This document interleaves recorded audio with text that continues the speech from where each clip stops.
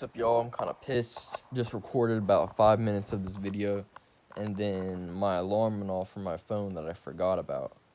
Which ended the video, and I don't edit stuff. I just post stuff raw. I haven't opened the iMovie app since like 1957, like the Great Depression era, damn near. You know what I mean? Like I just don't edit my videos. That's just how I am. And first of all, ignore the hair. I know it's awful right now. I'm getting a haircut tomorrow, so either expect me to be bluntly confident tomorrow at school or me wearing a hat. That's how you're going to determine if it's a good haircut or a bad haircut. And if it's a bad haircut, don't you even dare try rip my hat off, nothing like that, because I'm a straight up hit you, shove you, do whatever I need to do, disrespect you. Anything like that is nothing like that is off the table. So just letting y'all know. But like I said, I haven't uploaded in like 4 or 5 months. I only really upload when I got a rant. I've been pretty happy lately. Nothing to rant about. Today is different. I have a lot to rant about. And if you know me in person, you know that I watch sports, pro sports, college sports. But today we're talking about college sports, right? Specifically college football. And today, the mid-season rankings came out, and this determines who make the playoffs. If you don't know, if you don't watch college football, 4 teams make the playoffs. A 2-team win. Basically, you can't lose more than one game, pretty much, to make it in. You have to go either undefeated or lose one game, and you can't. Most of the time, there are scenarios, but you can't lose more than one game. And the last time a 2-win team is made is about 15, 20 years ago. And it's a valid reason. You lose the first 2 games and win out. It's really hard to do. Rarely happens. There are some situations where it shouldn't happen. And it has happened. But this year, the rankings came out. And I'm going to just give you a little rundown. Georgia was number 1. Alabama was 2. Michigan State was 3. 4. Oregon was 4. Don't know who I'm not sure who 5 was. Number 6 was Cincinnati. Number 7 was Michigan, and number 8 was Oklahoma. Which got a lot of people, shook a lot of people's nerves, which, rightfully so. But the thing about it is, Cincinnati's undefeated, right? Hold on, we have multiple points, right? Cincy's undefeated, Cincinnati's undefeated. They've done stuff like this in the past. Cincinnati, where they won pretty much all their games, have made the playoffs because of competition. Most of the time, they don't play any ranked opponents. This year, they're playing 1 or 2. They've already played 1. They played Notre Dame, number 7, in which is they ranked number 10 in these rankings. But they played Notre Dame. They won that game pretty well, defiantly. 2 touchdowns, you know what I mean?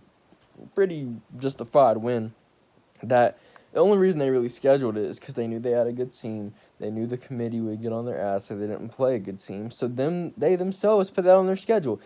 Keep in mind, they have a conference schedule that they have to play. There's only about 3 or 4 games that they can really pick who they play, and for the most part, they can't really change that. So them making that Notre Dame game, the game on their schedule, they had to work very hard to do. NCAA doesn't really help them, but you know what I mean? You can only, it's not their fault, pretty much. They can't pick their schedule. And they're number 6.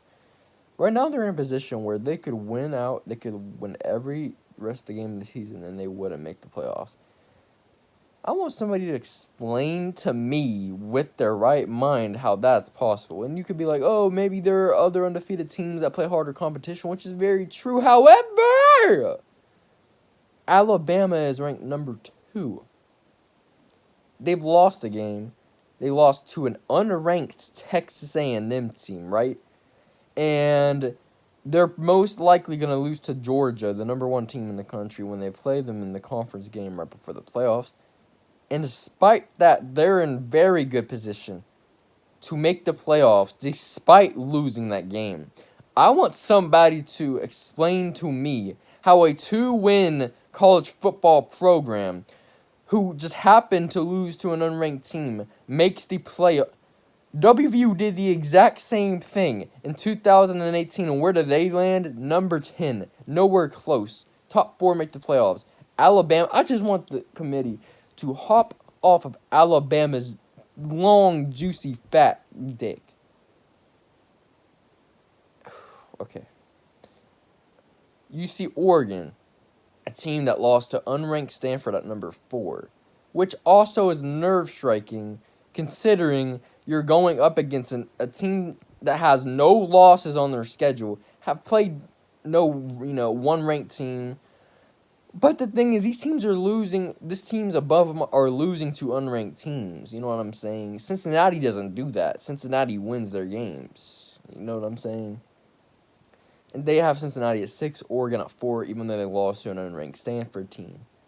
So theoretically speaking, if Oregon were to win out, they'd make it as well, which is fair unless you're comparing them to Cincinnati, who's undefeated. You know what I mean? Also, we see Oklahoma, number 8. They're 9-0. And the Oklahoma might be just a tad more disrespectful than Cincinnati, just because they're in a big major Power 5 conference. They play about 5 or 6 ranked teams every year, and they are currently 9-0. And as of now, they're in a position where they could win the rest of their season, and they might finish out of the playoffs. Explain to me how a Power 5 undefeated team in a top 4 conference in college football just doesn't make the playoffs going undefeated. Could you, if this happened to WVU, listen, bro, if WVU were to go undefeated and they would not make the playoffs, keep in mind they're a Power 5 school. Listen when I say I'm literally getting a jet, right? A private jet, or I'm taking, because my uncle has a private jet, or my cousin does.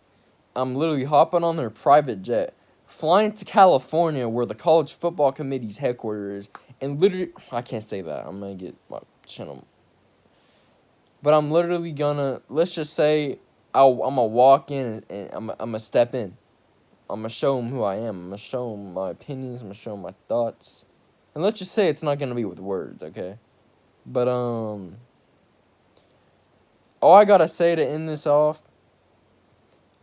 is if Alabama loses 2 games and make the college football playoffs, I'm not watching college football. I'm literally making a stand. I'm not watching a single game the rest of the next season. I'm not watching the playoffs, and except for WVU. I will watch WVU games, but most of the time on Saturdays, I really just be like from 12 o'clock noon to like 8. I watch football. I watch college football. I watch all the teams play. That's how they make their money. I'm only gonna watch WVU play if Alabama makes these playoffs, and I'm not gonna watch the playoffs themselves. I swear, other people should make a stand too. Bro. Hashtag cancel the NCAA, bro. This is getting out of hand. The committee needs to hop off Alabama's dick. I don't know what it is with them. I guess it's just long. I don't know what else to really say, but that's how I'm going to end off the video. Just had to spread this awareness, you know what I mean? Always making a movement some way or another. But yeah, guys, hope y'all have a good rest of your day. Just the NCAA, if you're hearing this right now, someone over there, you still have time to fix your mistake, bro. You still have time to fix your mistakes. That's all I'll say. You have about 8 or 9 weeks to fix this in some way and get the right teams in the playoffs. But until you do that, I'm on your ass, bro. No cap. I'll see y'all later.